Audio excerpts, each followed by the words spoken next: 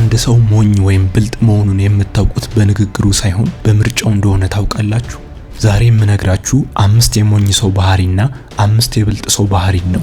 እናንተ እነዚህን ባህሪዎች አድምጣችሁ ሞኝ ወይም ብልጥ መሆናችሁን መለየት ትችላላችሁ። ይህ ቪዲዮ ከ15 እስከ 20 ደቂቃ ይፈጃል። እነዚህ 20 ደቂቃዎች በሚቀጥሉት 20 ዓመታት ውስጥ ሊሰሩ የሚችሉ ስህተቶችን የሚያስቀሩላችሁ ናቸው። ዝግጁ ካልሆናችሁ ግን አሁኑኑ ብታቆሙት ይሻላል፣ ምክንያቱም ሞኝነትን መርጣችኋል።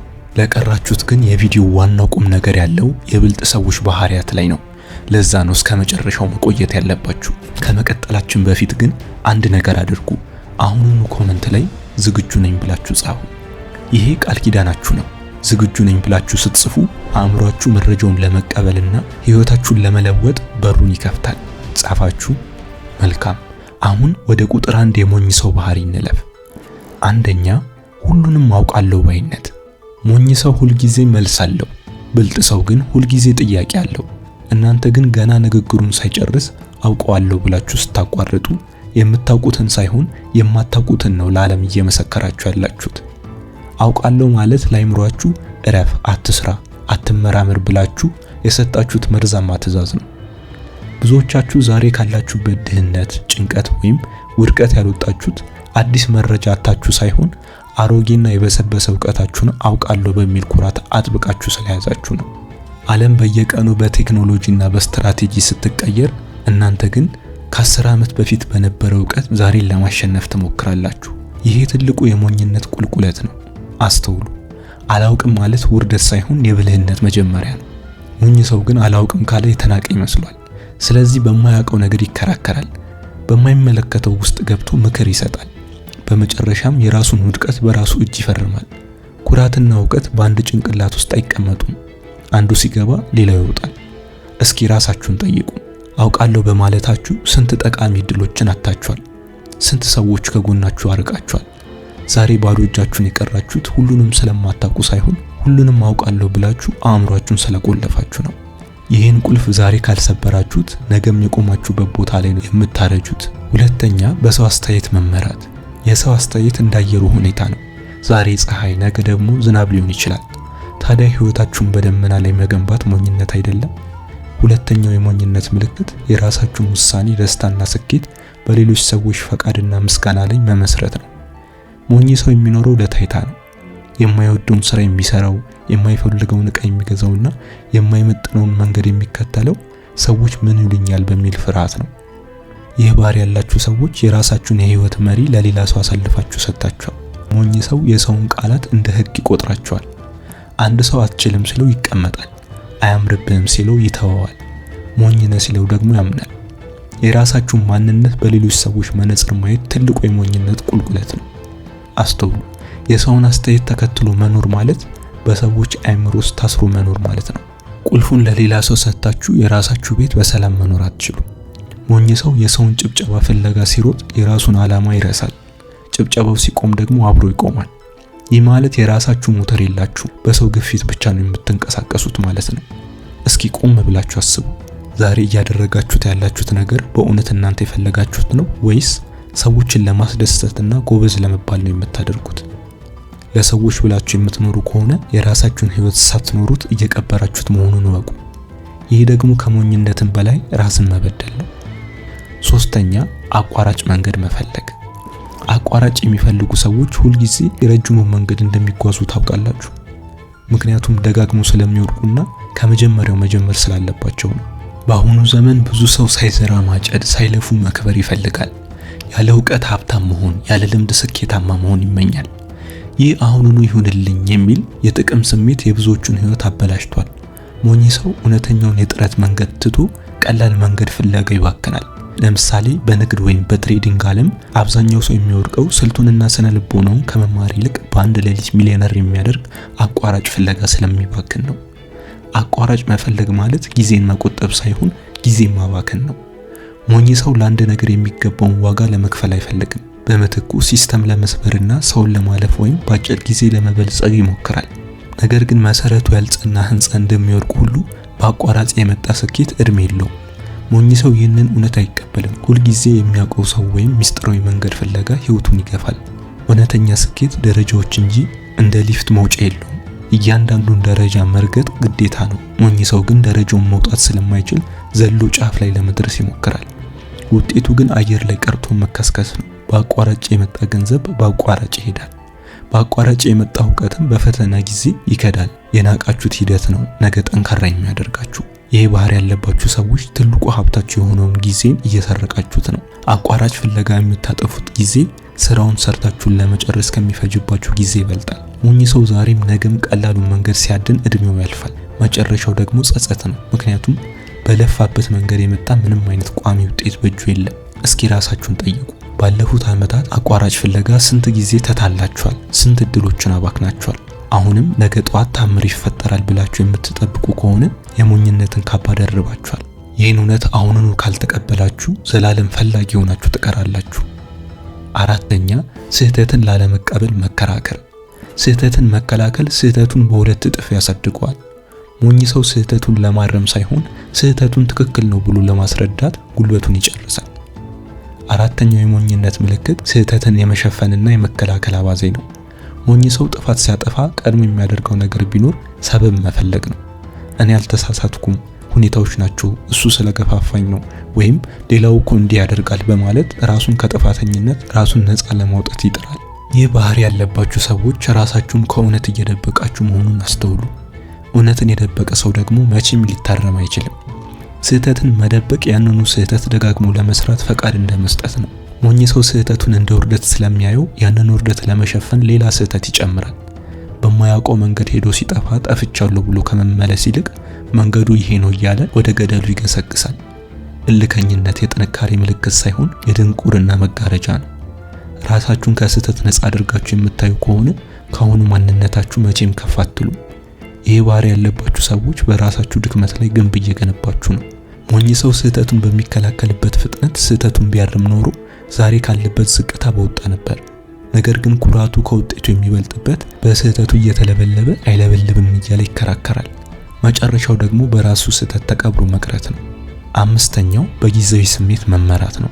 ስሜታችሁ መሪያችሁ ከሆነ መጨረሻችሁ ገደል ነው። ሞኝ ሰው በስሜት ይነዳል እንጂ ስሜቱን አይገዛም።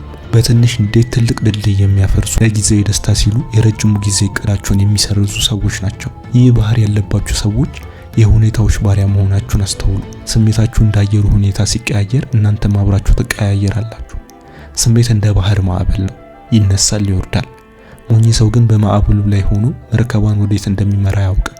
በስሜታዊነት የሚወስነው ውሳኔ ሁልጊዜም ዋጋ ያስከፍለዋል። በንዴት የተናገራችሁት ቃል፣ በሞኝነት የገዛችሁት አላስፈላጊ ቃል ወይም በደስታ የገባችሁት የማይቻል ቃል ኪዳን ነገ ጸጸት ሆኖ ይመለሳል። ሞኝ ሰው ግን ከዚህ ይማርም። ሁልጊዜም በውስጡ ለሚመላለሰው ስሜት እጅ ይሰጣል። ሞኝ ሰው ስሜቱ ሲገፋፋው ቆም ብሎ ማሰብ አይችልም።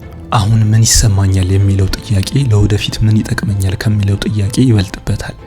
ይህ ማለት ግን የራሳችሁ መሪ የላችሁም፣ የሆርሞኖቻችሁ የውጭ ግፊቶች መጫወቻ ናችሁ ማለት ነው። ይህ ትልቁ የሞኝነት ባርነት ነው። ይህ ባህሪ ያለባችሁ ሰዎች የገነባችሁት ሁሉ በአንድ ሰከንድ እንዴት ልታፈርሱት ትችላላችሁ? ስሜት ጊዜያዊ ነው፣ ውጤቱ ግን ዘላቂ ነው። ሞኝ ሰው በስሜት ተገፋፍቶ ስራ ያቆማል፣ ትዳር ይፈታል ወይም ገንዘቡን ያባክናል። ስሜቱ ሲበርድ ግን የሚቀረው ባዶነት፣ ጸጸት ብቻ ነው። ዛሬ በስሜት የምታደርጉት እያንዳንዱ ድርጊት ነገ የእስር ቤት ግንብ ሊሆን እንደሚችል አሁኑኑ ተረዱ። እስካሁን ያየናቸው 5 የሞኝነት ባህሪ የውድቀት ካርታዎች ናቸው። ከነዚህ ውስጥ አንዱ እንኳን በውስጣችሁ ካለ ዛሬውኑ ይበቃል ብላችሁ ልታስቆሙት ይገባል። ምክንያቱም ስህተትን ማወቅ የለውጥ ግማሽ መንገድ ነው። አሁን ግን ወደ ቪዲዮ እጅግ ጠቃሚ ክፍል ከመሸጋገራችን በፊት ይህ መረጃ ህይወታችሁን እየቀየረ ከሆነ አሁኑኑ ሰብስክራይብ ማድረጋችሁን አረጋግጡ። እንዲሁም ኮመንት ላይ ራሴን እቀይራለሁ ብላችሁ ጻፉ። ይህንን ስትጽፉ ለራሳችሁ ቃል ኪዳን አሁንም እየገባችሁ ነው። አሁን ስኬታማ የሆኑ ጥቂት ሰዎች ብቻ የሚጠቀሙባቸውን ማንኛውም ተግዳሮቶችን ወደ ወርቅ የሚቀይሩ 5ቱን የብልጥ ሰዎች ሚስጥራዊ ባህሪያትን እናያለን። አንደኛው ስልታዊ ዝምታ ነው። ብልጥ ሰው መቼ መናገር እንዳለበት ያውቃል። በጣም ብልጥ የሆነ ሰው ግን መቼ ዝም ማለት እንዳለበትም ያውቃል። ዝምታ ደካማነት ሳይሆን ትልቁ የኃይል ምንጭ ነው። የመጀመሪያው የብልጥ ሰዎች መለያ ባህሪ ስልታዊ ዝምታ ነው። ብዙዎች በደከሙበትና በጮሁበት ቦታ ብልጥ ሰው ሰምቶና መዝኖ ማለፍን ይመርጣል። 2 ጆሮና 1 አፍ የተሰጠን በልካችን እንድንጠቀም ነው የሚለውን ብልጥ ሰው በጥበብ በተግባር ይተረጉመዋል። ዝምታ መረጃን ለመሰብሰብ፣ ሁኔታዎቹን ለመረዳትና ትክክለኛውን ውሳኔ ለመወሰን ትልቁን እድል መሆኑን ይገነዘባል። ዝምታ ማለት ምንም አለማወቅ ማለት አይደለም። ይልቁንም ከመናገር በፊት በሚገባ ማሰብ ማለት ነው። ብልጥ ሰው በማይመለከተው ወሬ ውስጥ አይገባም። ከማይሰሙ ሰዎች ጋር ለመከራከር ጊዜውን አያባክንም። በዝምታ ውስጥ ጥንካሬውን ይገነባል። ንግግሩ ደግሞ ልክ እንደ ቀስት ኢላማውን የጠበቀና ውጤታማ እንዲሆን ያደርጋል። ብዙ በተናገራችሁ ቁጥር ስህተት የመስራት እድላችሁ ይጨምራል። ዝም ባላችሁ ቁጥር ግን የማስተዋል አቅማችሁ ይሰፋል። ስልታዊ ዝምታ ማለት በውስጣችሁ ያለውን ሰላም መጠበቅ ማለት ነው። ብልጥ ሰው በሰዎቹ ትችት ወይም በሁኔታዎች ግርግር አይረበሽም። ዝምታው የንቀት ሳይሆን የትዕግስትና የጥበብ ምልክት ነው። በዝምታ ውስጥ ራሳችሁን ትሰማላችሁ። በዝምታ ውስጥ እቅዳችሁን ታበስላላችሁ። ዓለም ሁሉ ሲጮህ እናንተ ዝም ብላችሁ ውጤታማ ስራ ስትሰሩ ያኔ እውነተኛው ብልጠት ይታያል። ይህ ባህሪ ያላቸው ሰዎች በማህበረሰብ ውስጥ ትልቅ ክብር አላቸው። ምክንያቱም ሲናገሩ የሚሉት ነገር ቁም ነገር ያለው መሆኑ ይታወቃል። ብልጥ ሰው ዝምታውን እንደ ጋሻ ይጠቀምበታል። ጠላቶቹ ምን እንደሚያስብ እንዳያውቁ ያደርጋቸዋል። ወዳጆቹ ደግሞ በጥበቡ እንዲመኩ ያደርጋል። ዝምታችሁ ከ1000 ቃላት በላይ የሚናገርበት ደረጃ ላይ ስትደርሱ ያኔ የብልጥነት ጥበብ ጨብጣችኋል። እስኪ ራሳችሁን ጠይቁ። ዝም ማለት ሲገባችሁ ተናግራችሁ ስንት ነገር አበላሽታችኋል? ወይስ ዝምታን እንደ ስልት ተጠቅማችኋል? ሁለተኛው ጥያቄን የመጠየቅ ጥበብ ነው። ሞኝ ሰው ሁሉን ነገር እንደሚያውቅ ለማሳየት ይሞክራል። ብልጥ ሰው ግን ሁሉንም ነገር ለመረዳት ጥያቄ ይጠይቃል። ትክክለኛውን መልስ ለማግኘት ትክክለኛውን ጥያቄ መጠየቅ ቀዳሚው እርምጃ ነው። ብልጥ ሰው ምንም ነገር አውቃለሁ ብሎ በግርድፉ አይቀበልም። አንድ ነገር ሲነገረው ወይም አዲስ ሁኔታ ሲፈጠር እንዴት፣ ለምን፣ መቼ፣ በምን ምክንያት የሚሉ ጥያቄዎችን በማንሳት የነገሩን ጥልቀት ይመረምራል። ጥያቄ መጠየቅ ያለአዋቂነት ምልክት ሳይሆን መረጃን ከምንጩ ማግኘትና ስህተትን የመቀነስ ትልቁ ስልት መሆኑን ይረዳል። ብዙዎች አላውቅም ብለው ጥያቄ ለመጠየቅ ሲያፍሩ፣ ብልጥ ሰው ግን ካለማወቅ ጨለማ ለመውጣት ብቸኛው መንገድ መጠየቅ መሆኑን ያውቃል። ጥያቄ ሲጠይቁ የሰዎችን ልብ ይከፍታሉ፣ የተደበቁ መረጃዎችን ያገኛሉ፣ እንዲሁም ካልተፈለገ ኪሳራ ራሳቸውን ይጠብቃሉ። ብልጥ ሰው መልስ ከመስጠት ይልቅ ጥያቄ መጠየቅ ያስቀድማል። ምክንያቱም ትክክለኛው ጥያቄ መጠየቅ ለችግሩ ግማሽ ወይም መልስ እንደማግኘት ይቆጠራል። ጥያቄ መጠየቅ ማለት አእምሯችሁን ለምርምር ክፍት ማድረግ ማለት ነው። ብልጥ ሰው ምን ይሉኛል የሚለውን ፍርሃት ሰብሮ ምን ይበጀኛል የሚለውን እውነት ለማግኘት ይጠይቃል። በንግድ ስብሰባ ላይ፣ በትምህርት ቤት ወይም በግል ግንኙነት ውስጥ ጥያቄ የሚጠይቅ ሰው ሁልጊዜ ከመሪነት ቦታ አይወርድም። ምክንያቱም መረጃ ያለው ሰው ሁልጊዜ በላይ ነው። ይህ ባህሪ ያላቸው ሰዎች በማንኛውም ስራ ላይ ውጤታማ ናቸው። ለምሳሌ በኢንቨስትመንት ወይም በንግድ ዓለም ብልጥ ሰው ይሄ ገንዘብ ያስገኛል ተብሎ ሲነገረው ዝም ብሎ አይገባም። አደጋው ምንድነው? ተመላሹ በምን ያህል ነው? ምን ያህል ጊዜ ይፈጃል? ካልተሳካ አማራጩ ምንድነው ብሎ በመጠየቅ ራሱን ያዘጋጃል። ጥያቄያችሁ ጥልቀት ባለው ቁጥር ህይወታችሁም ጥራት ይኖረዋል። ሶስተኛ ራስን መቆጣጠር። ሞኝ ሰው ስሜቱ እስኪመጣ ይጠብቃል። ብልጥ ሰው ግን ስሜቱ ባይኖርም እንኳን ማድረግ ያለበትን ያደርጋል። ዲሲፕሊን ማለት ዛሬ የምትፈልጉትን ነገር ነገ ለምትፈልጉት ትልቅ ዓላማ አሳልፋችሁ አለመስጠት ማለት ነው። ብልጥ ሰው በጊዜው የስሜት ወይም ሞቲቬሽን አይመራም። ስሜት እንደ ደመና ዛሬ ያለ ነገ የለም። ዲሲፕሊን ግን እንደ አለት ጸንቶ የሚቆም ነው። ብልጥ ሰው ደብሮኛል ወይም ዛሬ ስሜት የለኝም በሚል ሰበብ ከዓላማው ዝንፍ አይልም። መደረግ ያለበት ነገር መቼና እንዴት መደረግ እንዳለበት ያውቃል። ያንን ደግሞ ያለምንም ማመንታት ይፈጽማል። ብዙዎች ስራ ለመጀመር መነሳሳት ኢንስፓይሬሽን ሲፈልጉ፣ ብልጥ ሰው ግን ስርዓት ወይም ሲስተም ይዘረጋል። ራስን መቆጣጠር ማለት በውስጣችሁ ለሚነሳው ስልቹነት፣ ለሚመጣው ድካምና ለሚፈትናችሁ ስንፍና አይሆንም ማለት መቻል ነው። ብልጥ ሰው የራሱ አእምሮ ጌታ እንጂ የባዮሎጂያዊ ፍላጎት ባህሪ አይደለም። ይህ ባህሪ ነው በረጅም ርቀት ሩጫ ላይ አሸናፊ የሚያደርጋችሁ። አድማጮች ያስተውሉ። ራስን መቆጣጠር ማለት ነፃነት ማለት ነው። ራስን መቆጣጠር የማይችል ሰው የሁኔታዎችና የሌሎች ሰዎች መጫወቻ ይሆናል። ብልጥ ሰው ግን የራሱ ፕሮግራምን ያከብራል፣ ቃሉን ይጠብቃል።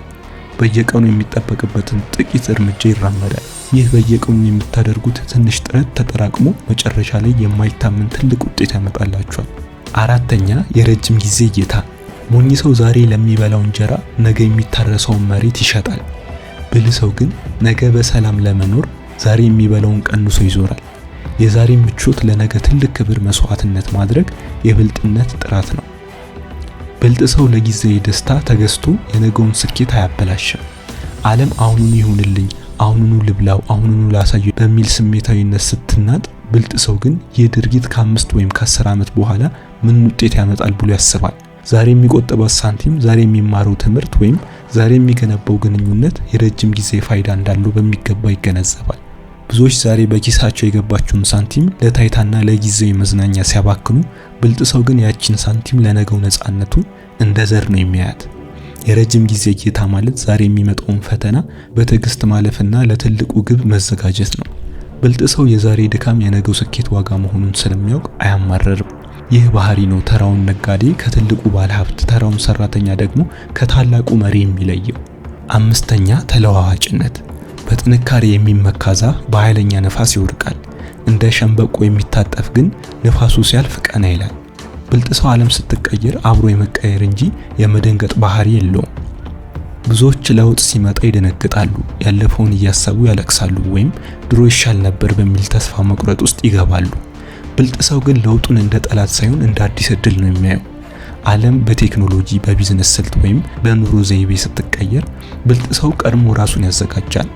ለምን ተቀየረ ብሎ ከመከራከር ይልቅ በዚህ አዲስ ሁኔታ ውስጥ እንዴት አሸንፋለሁ የሚለውን ጥያቄ ያስቀድማል። ተለዋዋጭነት ማለት የከፍተኛ ብልህነት መገለጫ ነው። ብልጥ ሰው በአንድ መንገድ ብቻ ለመሄድ አይገደድም። የያዘው ስልት ካልሰራ ይቀይራል እንጂ ዓላማውን አይተውም። ልክ እንደ ውሃ በሄደበት መንገድ ሁሉ ቅርጹን እያስተካከለ ግቡ ላይ ይደርሳል። ይህ ባህሪ ያላቸው ሰዎች በኢኮኖሚ ውድቀት ጊዜ አዲስ ቢዝነስ ይፈጥራሉ። ቴክኖሎጂ ሲመጣ ቀድሞውኑ ይጠቀሙበታል። ችግር ሲገጥማቸውም ደግሞ መፍትሄ ይሆኑበታል። ሞኝ ሰው ባሮጌ እውቀቱ ተከቦ ሲጠፋ፣ ብልጥ ሰው ግን በየቀኑ አዲስ ነገር እየተማረ ራሱን ያድሳል።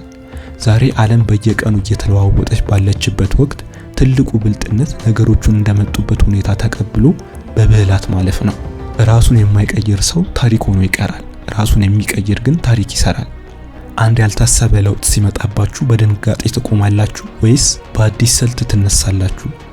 አሮጌው መንገድ ካልሰራላችሁ አዲስ መንገድ ለመፈለግ ዝግጁ ናችሁ? ተለዋዋጭነት የብልህነት ከፍተኛው የጥበብ ደረጃ መሆኑን አሁኑኑ ተረዱ። እንግዲህ አድማጮቼ እስካሁን ያየናቸው 5 የሞኝነት ባህሪያትና 5 የብልጦች ባህሪያት በህይወታችሁ ውስጥ ትልቅ መስቀለኛ መንገድ ላይ ያቆማችኋል። የትኛውን መንገድ ትመርጣላችሁ? በሞኝነት ጨለማ ውስጥ መቅረት ወይስ በብልጥነት ብርሃን መምራት? ምርጫው እናንተ ነው።